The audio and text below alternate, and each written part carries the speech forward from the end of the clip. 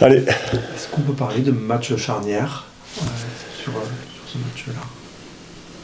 J'ai l'impression qu'ils le sont tous. Non, ce qui est important dans notre cas, c'est de réenclencher une dynamique positive.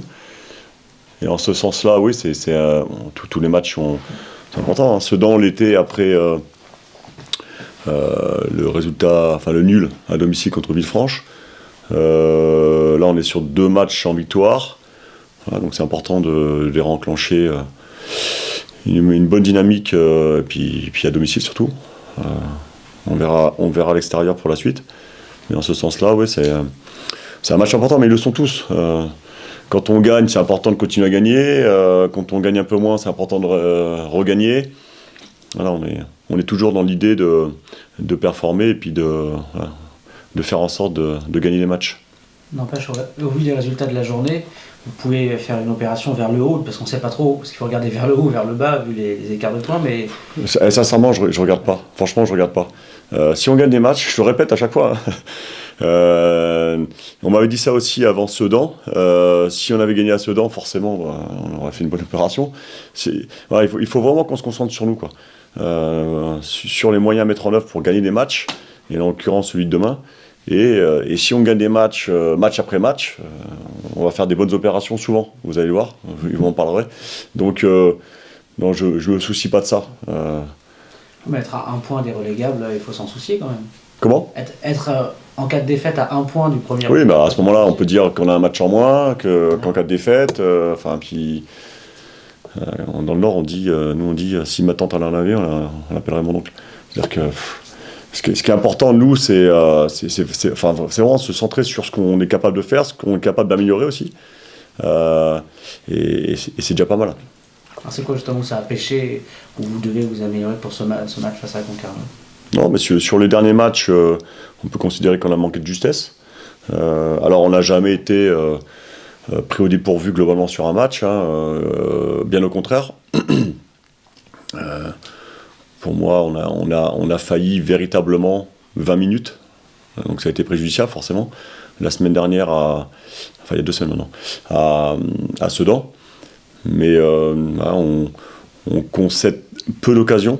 Par contre, on les paye cash à chaque fois. Voilà, donc il faut être encore plus juste défensivement, mais aussi plus juste offensivement sur notre capacité à faire les bons choix dans l'avant-dernière passe, dans la dernière passe, dans les déplacements. Ce qu'on est capable de faire, mais sur la durée d'un match, ce qu'on était capable de faire sur la durée d'un match, même s'il n'y a pas eu l'efficacité au bout contre Orléans notamment, et sur certaines mi-temps, voilà, c'est tous ces actes de progression. Alors, avec un groupe qui manque d'expérience, forcément, on sait que ça peut être fluctuant, mais l'idée, c'est qu'on ait un niveau moyen à chaque fois, quoi. Et là où j'insiste, c'est en termes de concentration, parce que les 20 premières minutes de Sedan, c'était ça. Là, vous avez un rythme de compétition qui est un petit peu déséquilibré entre les matchs de Coupe de France qui forcément cassent aussi le rythme, puis là, le fait de jouer le lundi. Comment est-ce qu'on gère ça avec le groupe On s'adapte. Alors, en général, quand on sait qu'on est télévisé 3 semaines avant, donc ça permet aussi d'anticiper. C'est pour ça aussi que j'avais organisé un match amical vendredi dernier, il y a 10 jours quasiment, contre Angoulême, voilà, pour permettre à certains de reprendre du rythme, des joueurs qui avaient peu joué avant la trêve, peu joué aussi sur les 2 premiers matchs, en l'occurrence Villefranche et puis Sedan, et puis pour d'autres garder du rythme. Ouais. On s'adapte forcément. 15 jours sans compétition, ça peut être beaucoup. Seulement après 2 matchs de championnat après la trêve hivernale, on s'adapte, comme on s'adapte au reste, aux blessures, aux suspensions, avec l'idée que globalement, et c'est le cas tout le temps, mais c'est plus facile à gérer quand on a un rythme régulier, c'est que le niveau athlétique des joueurs soit identique, même si on sait que ça peut jamais l'être totalement. Ça passe aussi par les matchs avec la réserve, et le fait de jouer le lundi, c'est handicapant parce que moi, jusqu'au dernier moment, je suis obligé de me garder des cartouches au niveau du groupe national, et ça peut ne pas permettre aussi à certains qui ne seraient pas dans le groupe au moment du choix de ne pas aller faire un match au moins 1 heure en réserve. Ouais, tous ces aspects, ça fait partie d'une saison, et il faut qu'on s'adapte au mieux, quoi, tout simplement.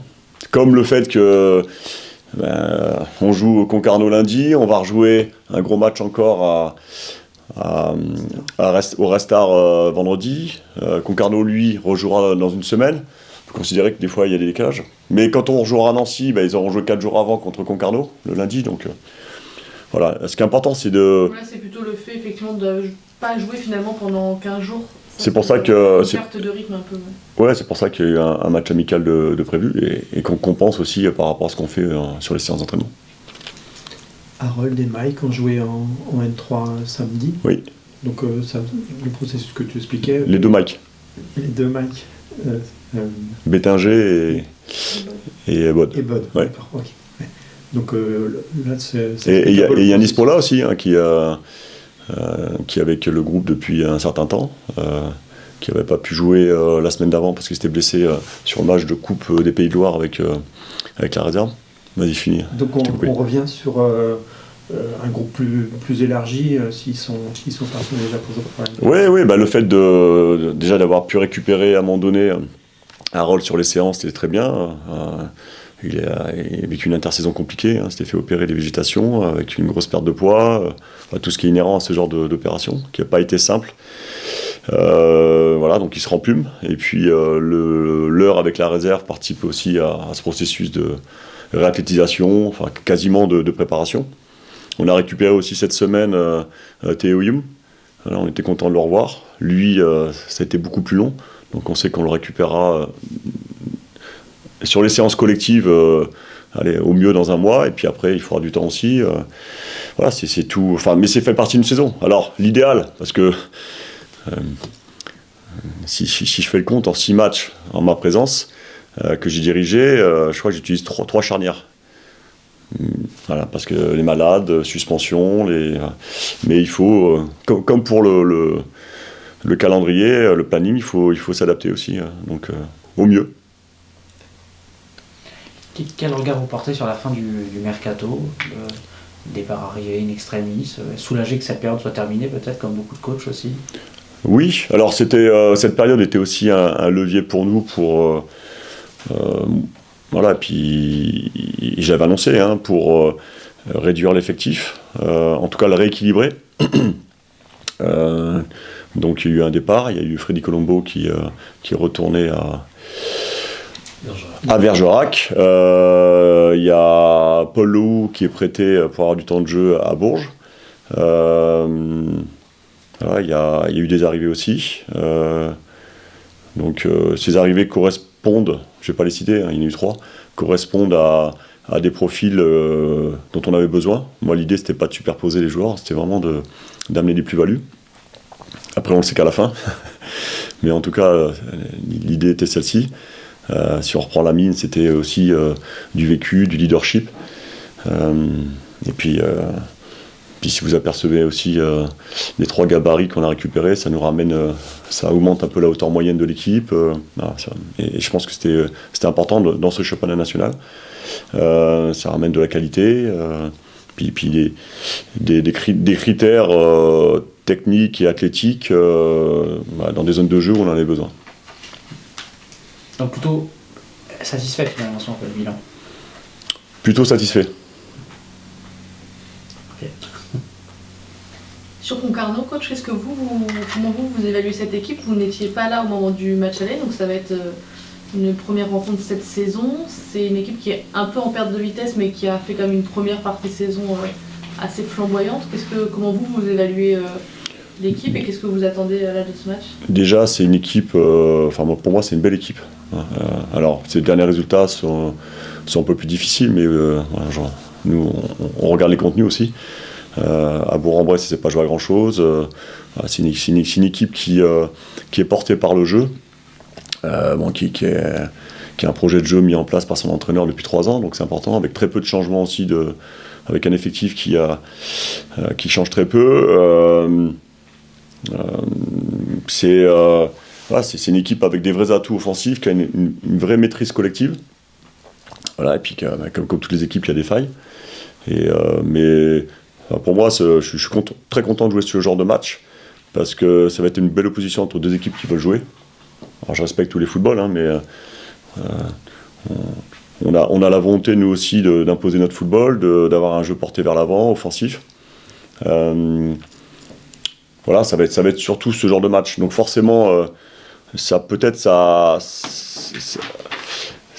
différera peut-être des dernières oppositions qu'on a eues avec des équipes qui nous attendaient sur des blocs bas ou moyens. Voilà, donc à nous de faire ce qu'il faut pour les contrecarrer, parce qu'ils ont une véritable force offensive, collective je parle, et à nous de faire valoir aussi nos arguments, parce qu'on en a, on l'a prouvé et on le reprouvera demain. Ok. C'était bon ? C'est bon. C'était court ? On a tout dit.